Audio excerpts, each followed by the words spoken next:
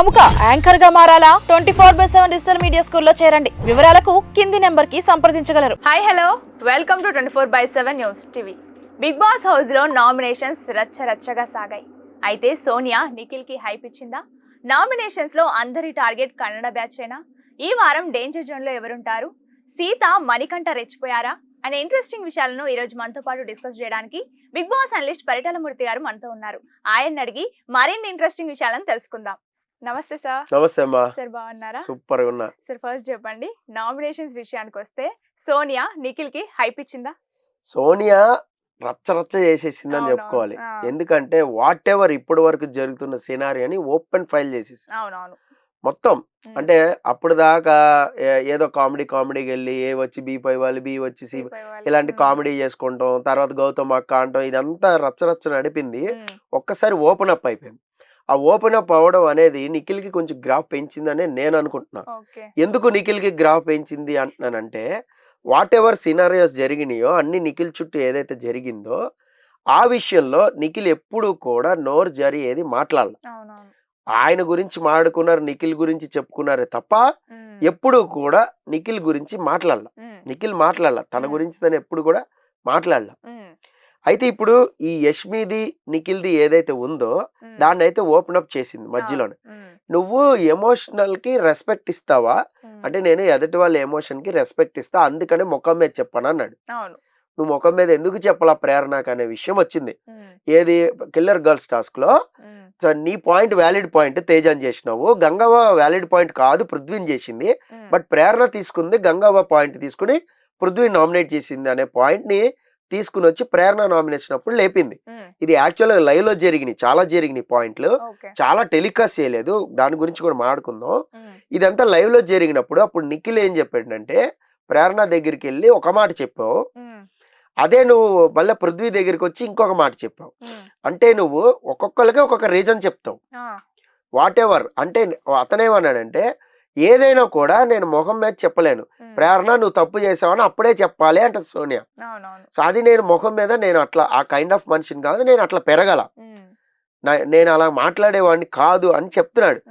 ఎంత పేషెన్స్ తో చెప్పాడంటే సమాధానం, వేరే వాళ్ళు ఎవరైనా ఉంటే ట్రిగ్గర్ అయిపోయేవాళ్ళు.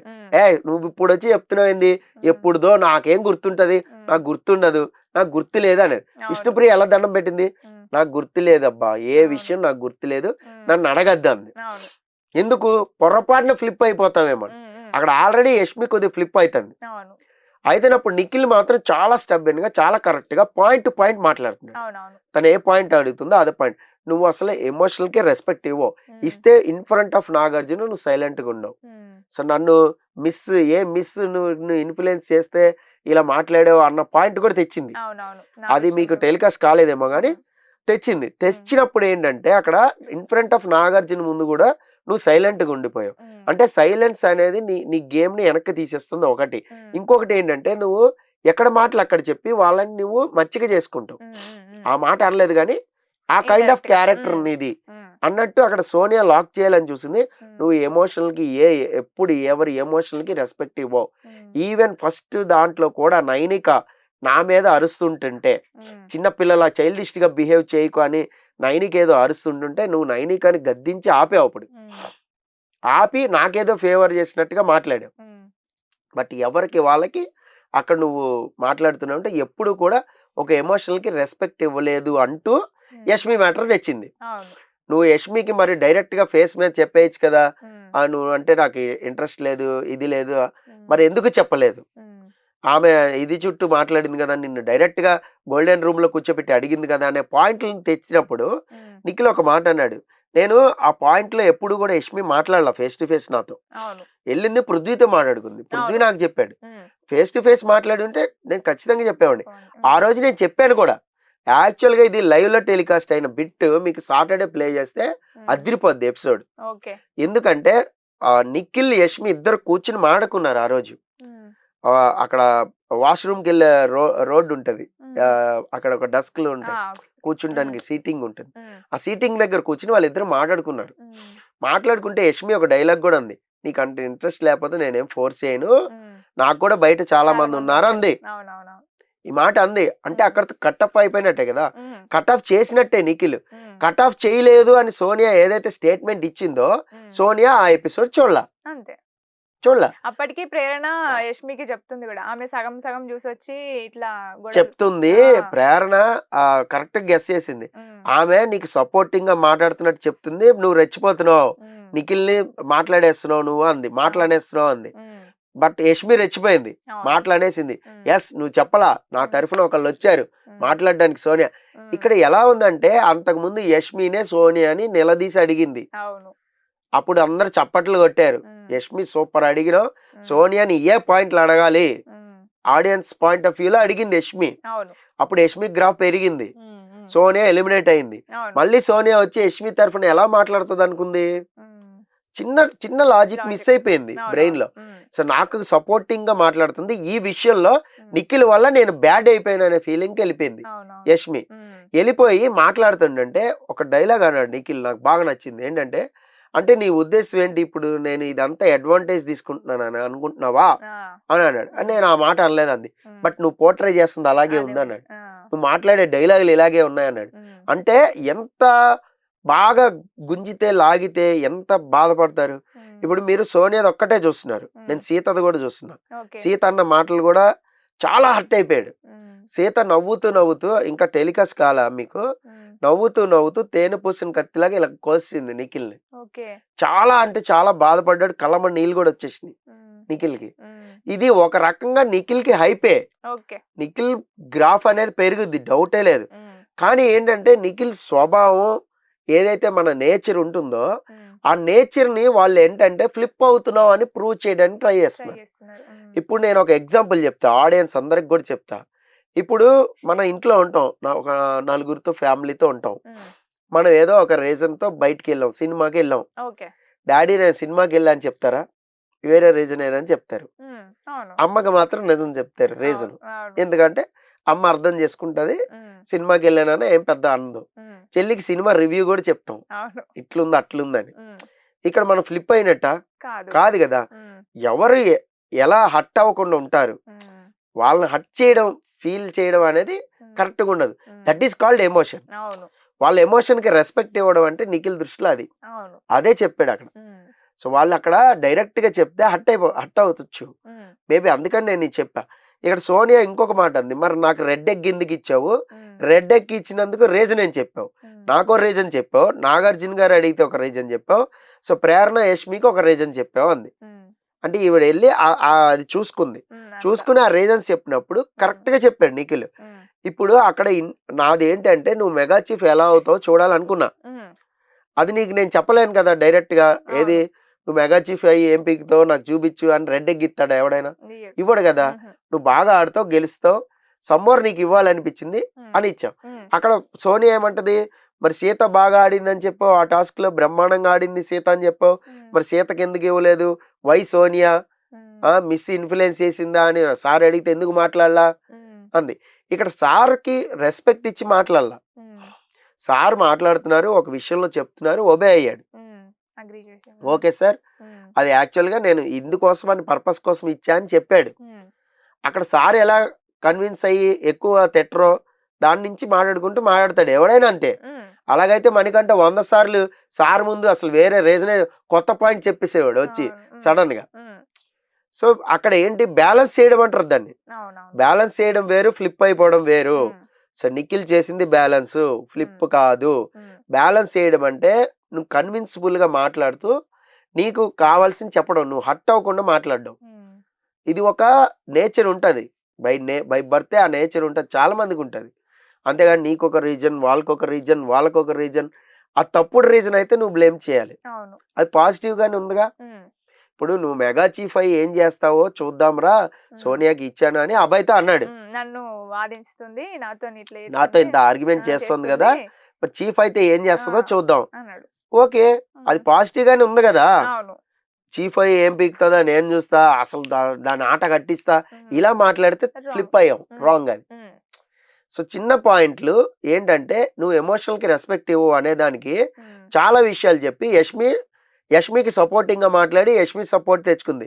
ఫస్ట్ పృథ్వీకి సపోర్టింగ్ గా మాట్లాడి ఫస్ట్ నువ్వు అసలు నామినేషన్ ఎందుకు చేసావు పృథ్వీని, ఇర్రెస్పాన్సిబుల్ గా ఉన్నాడు అది ఇది అని చేసావు కదా పృథ్వీని, మరి నువ్వు తర్వాత ఏం చేసావు, ఈ రకంగా పృథ్వీని సపోర్ట్ తెచ్చుకుంది. పృథ్వీని సపోర్ట్ ఇంకోలాగా తెచ్చుకుంది, మీకు టెలికాస్ట్ చేయాల. రిలేషన్ అంటే ఎలా ఉండాలి అంటే సోనియా ప్రకారం పృథ్వీ యష్మి లాగా ఉండాలంట. సో వాళ్ళు ఓపెన్ గా మాట్లాడుకుంటున్నారంట ఏదైనా కూడా. పృథ్వీ డైరెక్ట్ గా చెప్పేసిండంట ఇష్టం లేదని. ఏది విష్ణుకి ఎక్కడైనా చెప్పాడా, టెలికాస్ట్ అయిందా, మరి ఆమె ఎక్కడ చూసిందో, మరి ఇంద్రజాలంలో ఏమైనా చూసిందేమో నాకైతే తెలీదు. అయితే పృథ్వీ ఎప్పుడు చెప్పలే. యష్మి వైల్డ్ కార్డ్ వాళ్ళు వచ్చి 100 సార్లు చెప్తుంటే యష్మి కూర్చుని పృథ్వీ ఇదేదో రాంగ్ అయ్యేలాగా ఉంది, వెళ్ళి మాట్లాడుకో విష్ణుతో, అట్లాంటిది ఉంటే కంటిన్యూ చేసుకో, లేదంటే కట్ చేసుకో అని చాలా క్లియర్ గా చెప్తే వాళ్ళిద్దరు కూర్చుని మనం గేమ్ ప్రకారమే ఉందో గేమ్ ప్రకారమే పోదాం అని మాట్లాడుకుంటే ఇద్దరు. విష్ణు అప్పటి నుంచి కొంచెం ఇంట్రెస్ట్ తగ్గించింది. ఇది అందరికి తెలుసు కదా, 24/7 లైవ్ చూసే ప్రతి ఒక్కడికి తెలుస్తుంది.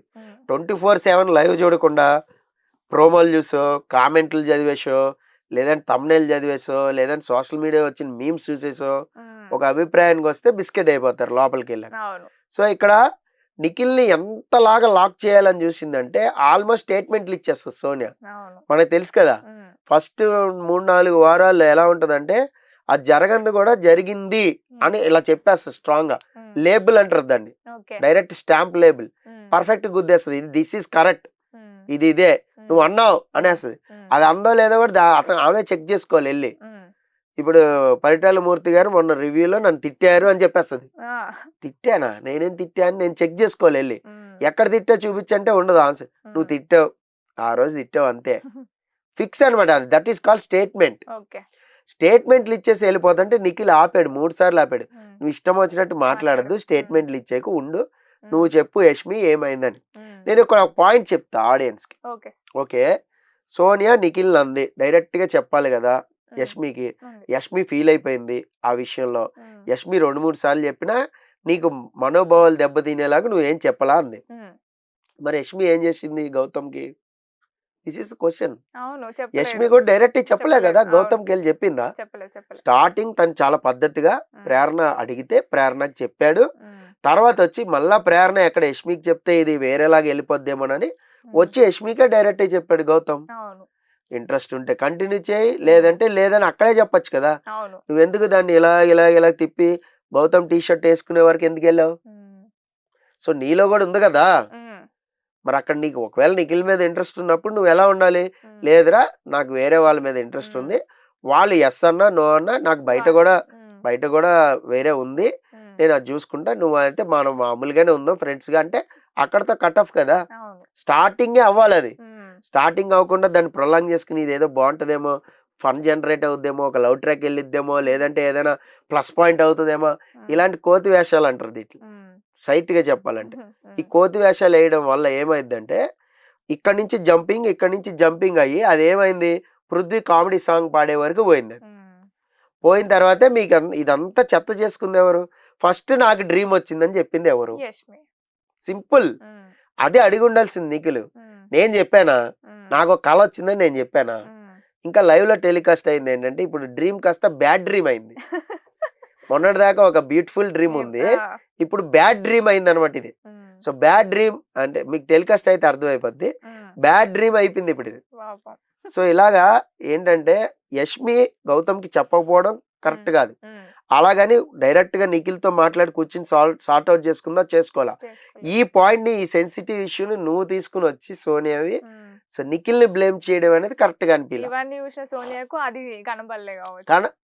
మీరు లైవ్ చూస్తే కనబడిద్ది, పోనీ ఎపిసోడ్ అయినా క్లియర్ గా చూసినా కనబడిద్ది. సో మీరు అది చూడలేదు, ఇది చూడలేదు, జస్ట్ ఏంటంటే బయట అనుకున్నవి లేదంటే కొంచెం కొద్దిగా హైలైట్ లాగా చూసినవి, వాళ్ళిద్దరి మధ్యలో కన్వర్జేషన్ అయింది కూడా చూడలేకుండా నువ్వు స్ట్రైట్ గా చెప్పలేదు కదా నువ్వు అంటే, నేను చెప్పాను ఆ రోజు అని నిఖిల్ చెప్తున్నా వినట్లా. నువ్వు చెప్పలా, రెస్పెక్ట్ ఇవ్వట్లా ఎమోషన్స్ కి. ఇప్పుడు పాయింట్ అది కాదని ఆపేసి మొత్తం అంతా ఆ ట్రాక్ ని మొత్తం ఆపేసి వేరే టాపిక్ లోకి వెళ్ళిపోయింది. అంటే ఏంటంటే ఎలా ఉందంటే ఎలాగైనా సరే నిఖిల్ గేమ్ లో నువ్వు ఫస్ట్ తన పాయింట్ ఏంటంటే నువ్వు నామినేషన్ పాయింట్స్ అనేవి కరెక్ట్ గా స్ట్రాంగ్ గా చెప్పావు. ఇది ప్రూవ్ చేయాలనుకుంది. తర్వాత నువ్వు మనిషికి ఒక మాట చెప్తూ ఉంటావు, వాళ్ళకి అనుగుణంగా ఒక మాట, వీళ్ళకి అనుగుణంగా ఒక మాట, వాళ్ళకో రీజన్, వీళ్ళకో రీజన్, ఇక్కడో రీజన్, అక్కడో రీజన్ చెప్తావు. సో నీ వాళ్ళు అనుకున్న వాళ్ళని నువ్వు సపోర్ట్ చేసుకుంటా పోతావు. సో వేరే వాళ్ళని మాత్రం ఆ తప్పులనే చెప్పేస్తూ ఉంటావు.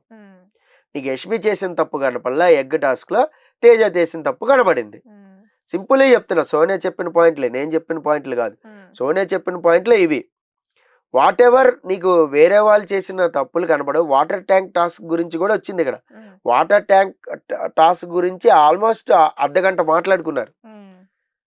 నువ్వు హర్ట్ అవ్వలేదని ముందు చెప్పావు, నువ్వు అగ్రెసివ్ గా ఆడలేదని చెప్పారు కదా మీరు. అంత అగ్రెసివ్ గా ఆడితే వాళ్ళు నా నుంచి తప్పించుకునే వాళ్ళు కాదని నిఖిల్ కూడా అన్నాడు. నేను అంత అగ్రెసివ్ గా ఆడలేదు అన్నాడు.